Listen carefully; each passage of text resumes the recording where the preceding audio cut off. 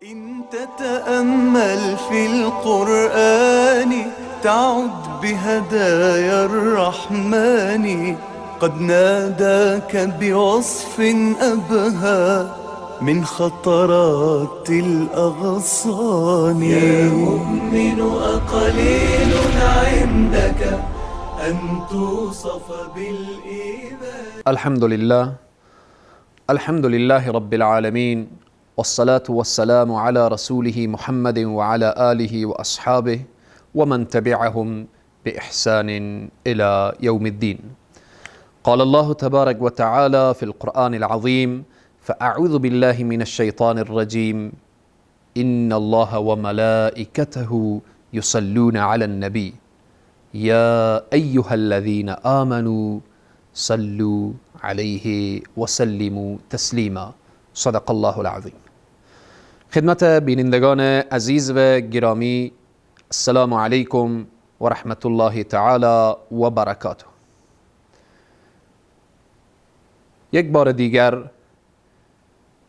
همه شما بزرگواران را به برنامه‌ای که از خود شماست، برنامه ندای ایمان، خوش آمدید میگویم.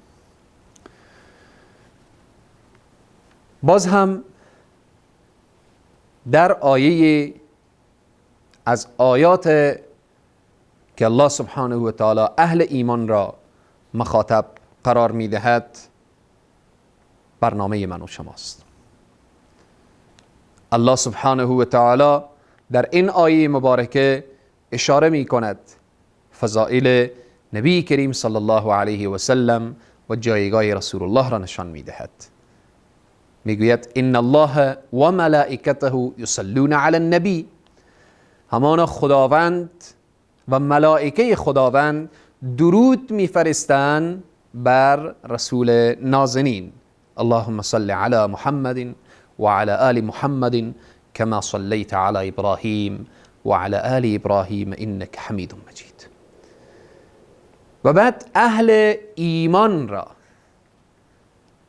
خیلی مهمه، ای مسلمان جایگاه خود را بدان، موقف خود را بدان، ارزش خود را بدان. خدا و پیام ان الله و ملائکته، خدا و ملائکه خدا بر رسول الله صلی الله علیه و سلم درود میفرستند.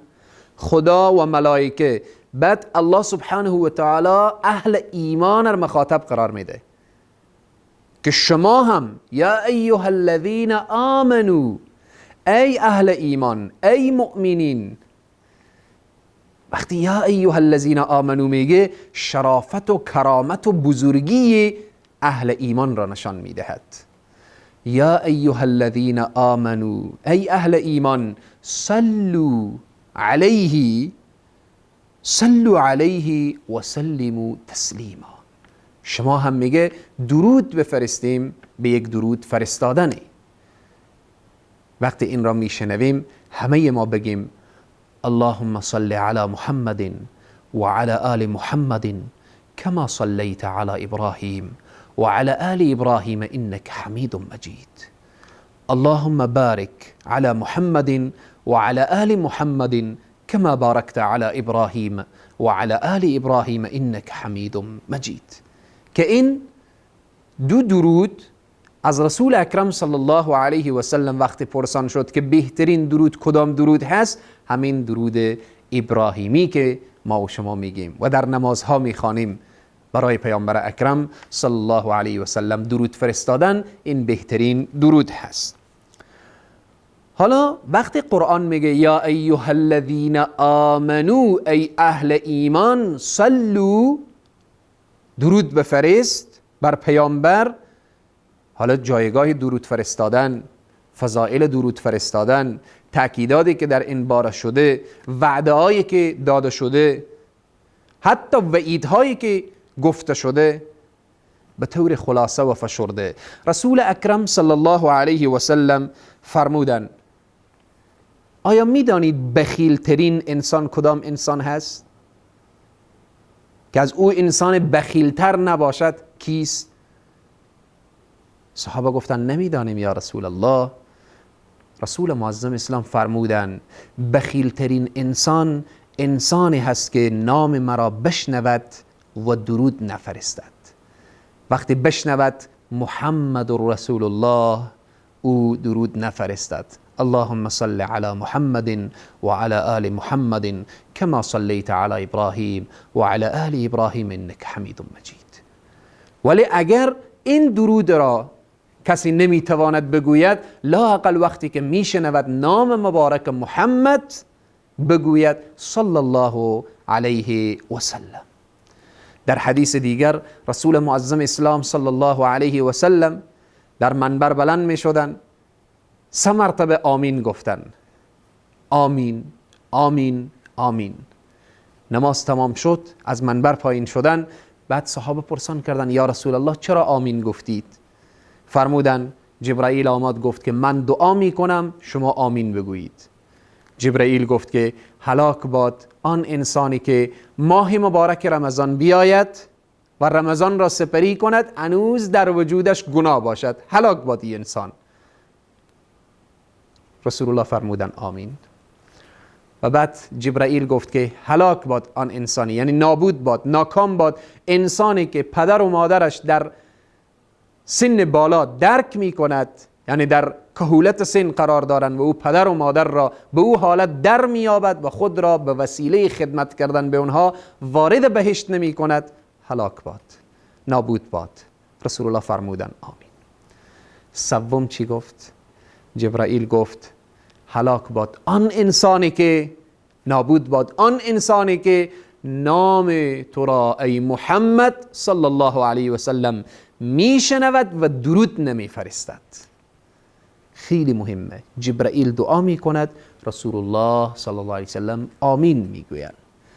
پس هر وقت نام رسول الله صلی الله علیه و سلم را میشنویم، نام مبارک نار، اگر درود طویل هست و یا حفظ نیست، فقط بگویید صلی الله علیه و سلم. و همچنین وقتی حقوق پیامبر اکرم صلی الله علیه و سلم را میبینیم که بر امت چی حق و حقوقی دارن، از جمله حقوقی که رسول الله بر امت دارن یکی این است که باید که به رسول الله صلی الله علیه و سلم درود فرستاده شود. و همچنین حدیث دیگری که رسول اکرم صلی الله علیه و سلم میفرمایند چقدر زیبا هست. میفرمایند نزدیکترین انسان در روز قیامت، نزدیکترین انسان در روز قیامت برای من کسی هست که در دنیا بیشتر و بیشترتر درود فرستاده است. آیا دوست نداری در حشر با رسول الله یک جا باشید؟ آیا دوست ندارید؟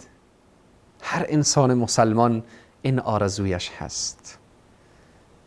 در حشر، روز قیامت، روز بسیار سخت، تکان دهنده، روزی که فاذا جاءت الطامه، روزی که یوم یفر المرء من اخیه و امه و ابی، روزی که فاذا جاءت الصاخه، روزی که ان زلزله الساعه شیء عظیم یوم ترونها تذهل كل مرضعه اما ارضعت تدع. این همه روز خطرناک، روزی که وحشت. در آن روز در کنار رسول الله صلی الله علیه وسلم بودن، رسول الله میفرمایند نزدیکترین انسان در حشر کسی برای من هست که در دنیا بیشتر و بیشترتر برای من درود فرستاده. پس این آیه که الله سبحانه و تعالی اهل ایمان را مخاطب می کند، یا ایها الذین آمنو، ای اهل ایمان، ای مسلمان ها، ای موحدین، ای دوستداران قرآن و سنت، صلوا علیه و سلموا تسلیما، درود بفرستید برای رسول الله صلی الله علیه و سلم.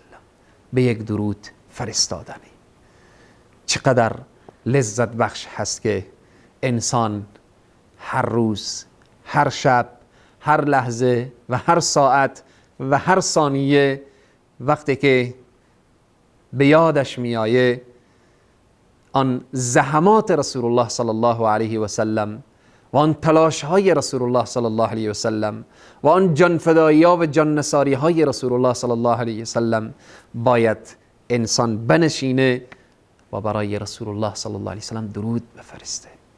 اللهم صل علی محمد و علی آل محمد كما صليت على إبراهيم وعلى آل إبراهيم إنك حميد مجيد.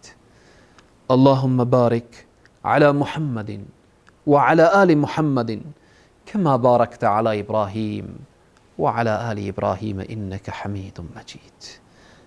امیدواریم که همیشه کام و زبان ما معطر باشه به یاد خدا و به درود گفتن و نبی کریم صلی الله علیه و سلم. تا برنامه بعد شما عزیزان را به خداوند یکتا می سپارم. و السلام علیکم و رحمت الله تعالی و برکاته. إن تتأمل في القرآن تعد بهدايا الرحمن قد ناداك بوصف أبهى من خطرات الأغصان. يا مؤمن أقليل عندك أن توصف بالإيمان.